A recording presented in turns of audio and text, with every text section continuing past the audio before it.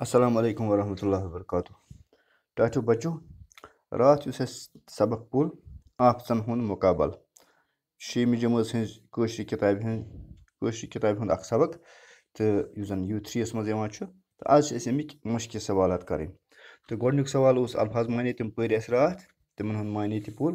तो आज अमिक बाकी सवाल तो बाकी सवालों मज गोडनुक केचन कुदरती आफसन हुन नाव लिखियो तो जवाबस में लिखो बुनिल वाव तूफान सहलाब शिन तूफान बेतरि गो बगर वगर बेति की सवाल नंबर 2 इंसान कम आफस पान करान पैद जवाब इंसान पान ते कह आफस पैद करान मिसाली हवा ओलूद करान आब ओलूद करान माहौल ओलूद करान तो आफसन नाद दिवान सवाल नंबर 3 ब्या वोत्र बुनिल कथ सनस मज ओस आमुत जवाब वोत्र बुनिल ओस 1865 ईस्वीस मज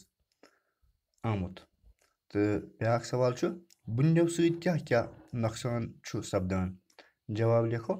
बुनियो सत जमीनस अल अल गसान मकान वस पेवान लूख तो चारवई मरान बेतरि तो ब्या सवाल आफसन हुन मुकाबल करने खतर क्या पज अस करन तो जवाब लिखो आफसन हुन मुकाबल करने खतर पज अस गाट जारस कम हेन गाट जारस तो सब्रस कम हेन अख अकिस बकार युन जू जन तो मुसीबत जदन सत हमदर्दी वर्तावन बेतरि तो अम पे ब्या सवाल यमन वाहिद लफ्जन हज जमा सूरत दियो वाहिद जमा तो वाहिद जमा लिखन पे वाहिद बन लिखो वाहिद जमा बन लिखो जमा आफत अत लिखो योर गई आफच इथे कन बनावत अत बनावच इथे कन प्रकृत इथे कन प्रकृत इथे कन गो प्रकृत इथे कन हरकत हरकच बरकत बरकच मुरवत मुरवच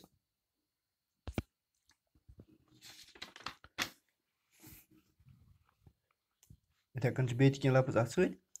हिरफत हिरफच वसमत वसमच सूरत सूरच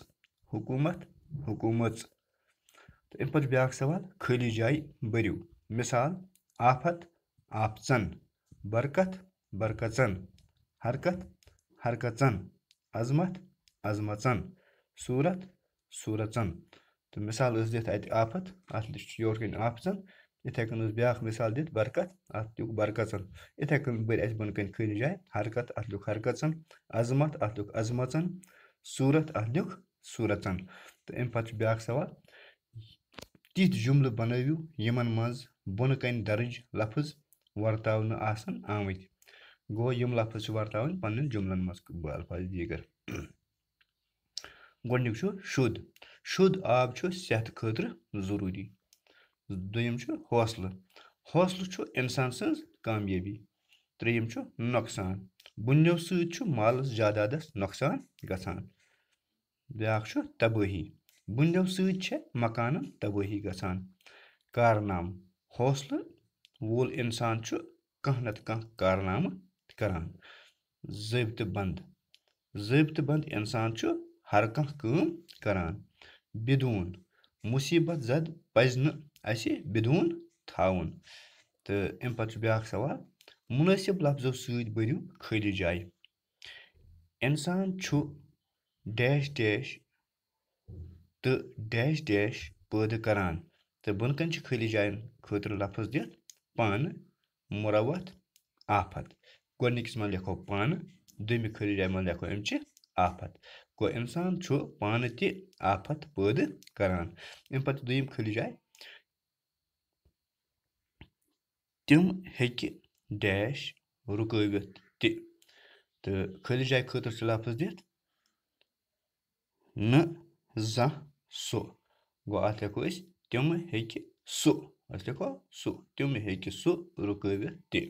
अम पे त्रेयम खाली जाय तिम डैश तबाही डैश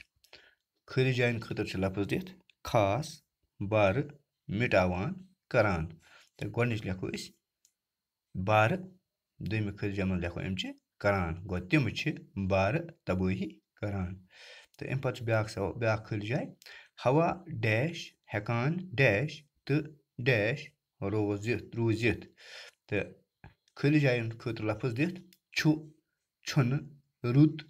ताज शुद्ध। तो अत लिखो हवा छुन हेकान शुद्ध तो ताज रूजित। गो गोच खिल जमा लिखो छुन दोम लिखो शुद्ध त्रेम लिखो ताज। शुद्ध ताज हेको या गोच लिखो ताज दोम लिखो शुद्ध यह कथा। तो मतलब शुद्ध तो ताज रूजित। अम पे ब्या पूंचम तम सारे डैश हेकान न डैश पठ सपदित। तो खिल जायन खतर लफज दित कथ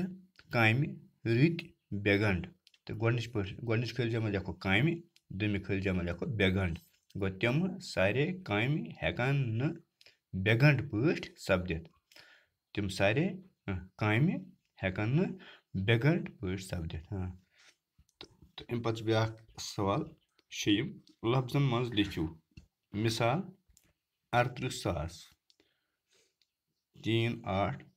383800 इतकन गो यह 38,000 लिखो 38,000 इथे कन हे ब्या 1500 यह गो 1500 यह लिखो 1500 इथे कन ब्या 100 अत लिखो 100 100 गो 100 इथे कन ब्या 250 इतकन गो बनाव 250 इतकन ब्या 530 यह गो 530 530 इथे कन गो ब्या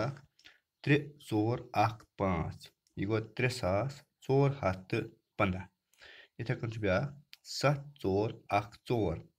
तो यह बनाव 7414 इतकन ब्या 1299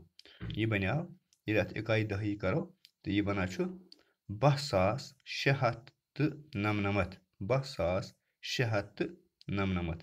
तो इतकन गो यह सबक मुकम्मल। बिहु खुदायस हवाल। अस्सलामु अलैकुम।